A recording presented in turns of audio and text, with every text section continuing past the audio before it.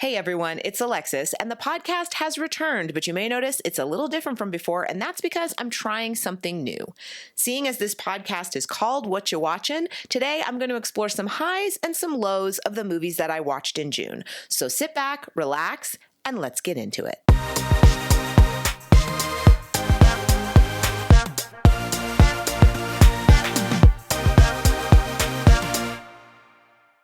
All right, first up, I watched MoviePass MovieCrash, which is a documentary about the short-lived MoviePass service. This documentary isn't exactly revolutionary in terms of style. It's very much the typical talking head interviews and things like that, but it is really interesting to hear the people who worked at MoviePass try to explain how this was suddenly going to be super profitable. I just kept thinking of the underpants gnomes from South Park, where it's like, phase 1, collect underpants, phase 2, question mark, phase 3, profit, because every person who kept trying to explain how this was going to be this revolutionary idea couldn't really figure out how this was suddenly going to make money. It was also really interesting to hear how this was created by two black men who had this idea and then somehow through the course of things got kind of taken over by some white dudes who basically wanted to use it for clout and ran the whole thing into the ground. I'm actually going to be on an upcoming episode of Popcorn Finance talking about MoviePass MovieCrash, and I'll put a link to that in the description so you can keep an eye out for that.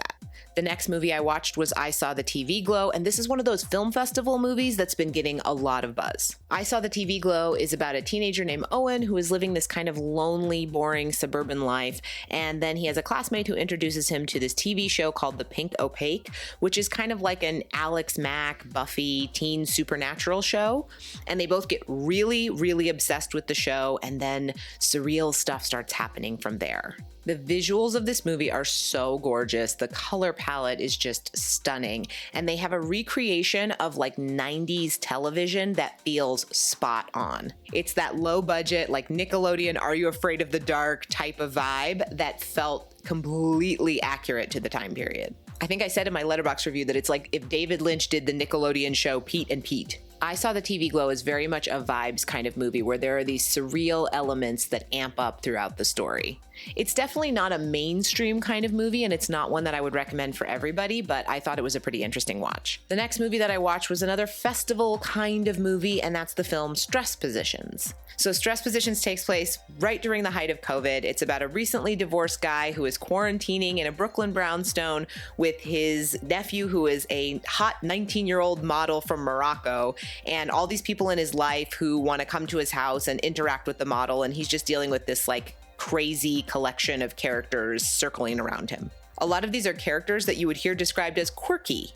There are parts of this movie that are really funny, there are parts of this movie that are really poignant, but I feel like the mixture of tones didn't quite work for me. There's a narration that goes throughout, and it can be a little off-putting sometimes because it feels like it makes a tonal shift in the story that doesn't always make a ton of sense. It was kind of a weird contrast of things, and not necessarily in a way that felt like they were saying what they wanted to say. I did find the tension and the way that it stressed me out kind of effective. It sort of reminded me of Shiva Baby, where you watch that movie and you're just like ready to have an anxiety attack the whole time.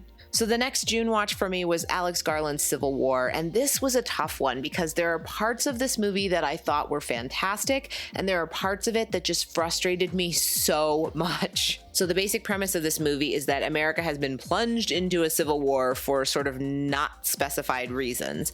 And the story follows a group of war journalists who are trying to document the war on the front lines and take photos and videos and sending them around the world for reporting purposes. This was an interesting one for me because I like the kind of dystopian, post-apocalyptic almost aspects of it.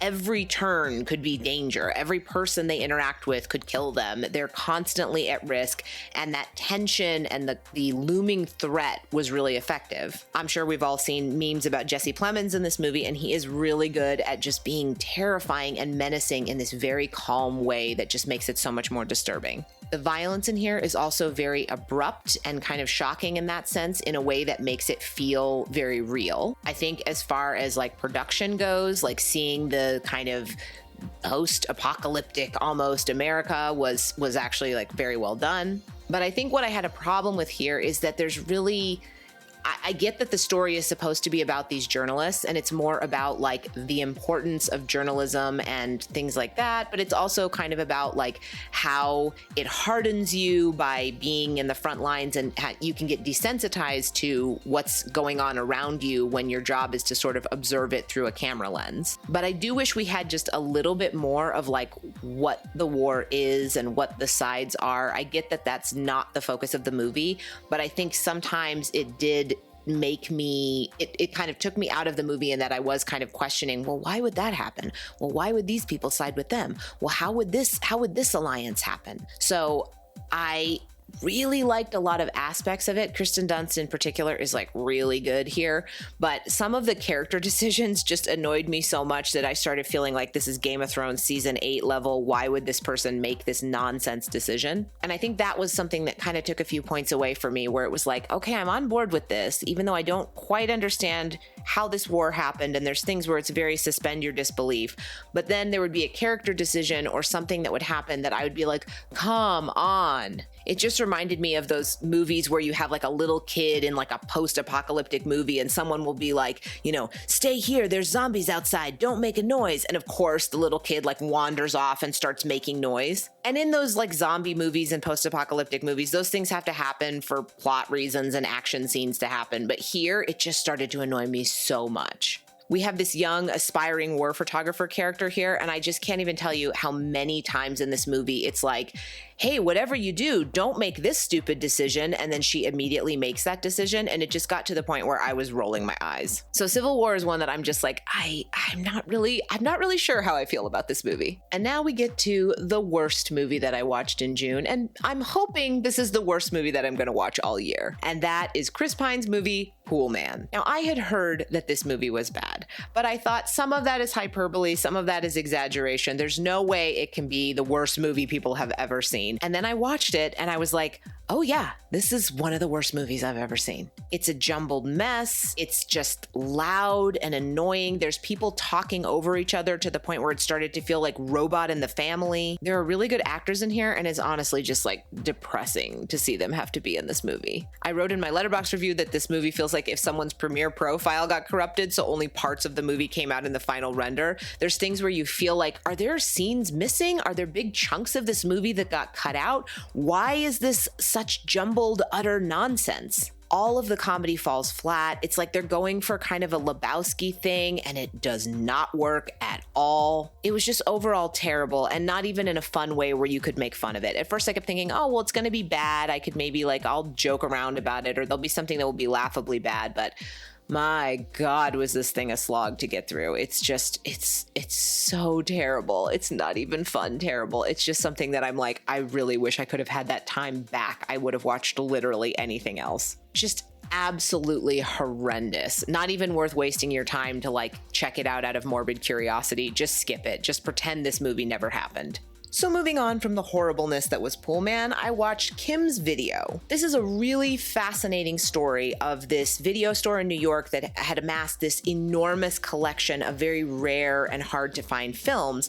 And when the store closed, the collection was moved to this small town in Sicily and it was supposed to be available, but then there was all this controversy with politics in the town in Sicily and the collection just kind of rotting in a warehouse and this guy's trying to save it. It's a fascinating story and I was super into learning about how this collection was built and what happened with it and how it was shipped to Italy. It was so interesting, but the narration in this killed me. He's making these constant references to like, it's like this movie and then inserting a clip from this movie and you want to be like, bro, no, it isn't. I get that you're like a film dude, but you don't have to go so hard being a film dude here. Just tell, this story's interesting. Just tell me the story. I don't need, insert shots of Jean-Luc Godard movies. And I'm never one to say that a filmmaker shouldn't inject their personality into something, but in this case, like seriously, shut up and just tell me the story because this is really interesting and what you're telling me is not. It's actually in the way of the story that should be told here. Watching this just made me want to go like find a podcast episode or read an article or find information about this story from someone who is not this filmmaker. So if you have recommendations of where I can find out more about the legacy of Kim's video and everything that happened here, leave me that in the comments because I'd like to learn more about this and I don't want this guy to narrate it. Next up is kind of a 2-for-1 in that I watched 2 Lance Oppenheim things. So I watched Ren Faire and Spermworld.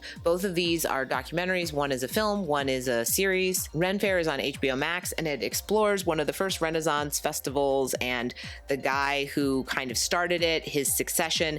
It's sort of this gritty, cinematic, dramatic documentary, but yet the characters almost feel like something out of a David Guest movie. It's a really fascinating combination and I totally recommend checking it out. And then because I was curious about that filmmaker, I also watched Spermworld, which is a documentary that he made. This is basically about like sort of almost like black market sperm donors who are not using the traditional means. They're going online on like Facebook and online forums to try to find people who want to be parents and then meeting up and exchanging material. But because of this filmmaker, it's shot in this really fascinating, very hyper cinematic kind of way. It's dark and gritty, like you can see the grain. The lighting is really interesting. It doesn't feel like any type of documentary that you would see on like Hulu or Netflix or any of those. The people in it are also really interesting in that there's kind of like, there's an underlying creepiness to a lot of people, but there's also sort of this like altruistic, like I'm trying to help people in a way that is more affordable to them. And that's noble, but are you trying to help them that way? Or do you kind of have like an obsession with having like 37 children? Or it doesn't like judge any of the characters, but explores them in a very interesting way. So I was simultaneously kind of like just creeped out by a lot of these men, but also sort of fascinated by how they see themselves. And that made for a very interesting watch. The next one was another sort of festival darling, and that is Problemista. This movie is about an aspiring toy designer who is on a work visa in America. His visa runs out. He's trying to find another job, someone to sponsor him. He teams up with this very erratic artist who is played by Tilda Swinton, and he has to do all these bizarro jobs. There's some FileMaker Pro jokes in here that are just like excellent. It's got a very Eternal Sunshine of the Spotless Mind kind of feel where it's a little bit surreal, but a little bit sweet and just very interesting in a lot of ways. Tilda Swinton is just fantastic here. I absolutely loved her. And I found the story very touching at times. It's narrated by Isabella Rossellini, and I love hearing her voice, honestly. It's got a lot of very beautiful visual things going on here, and the surrealism is used to kind of build the emotion in a way that I found really worked for me. And last up for June are 2 more movies that I really enjoyed. The first was Black Barbie. It's a documentary right now on Netflix about the Black Barbie doll and the sort of history of how that got created, the people who made it, the people who played with it, the impact of Black Barbie. I have a video coming out on that soon. And the last one was my favorite movie of the month and maybe one of my favorite movies of the year, and that is Kalki 2898 AD.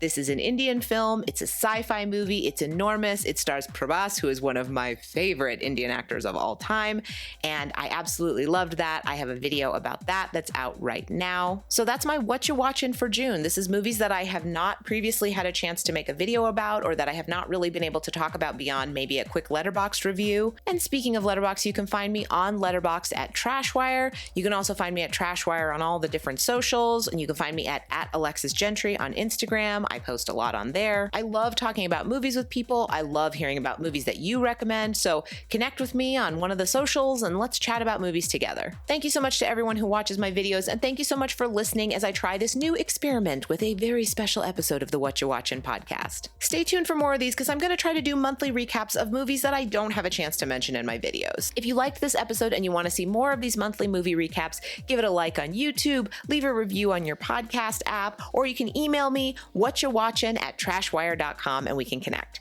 Thanks so much for watching, thanks so much for listening, and I'll catch you in the next episode.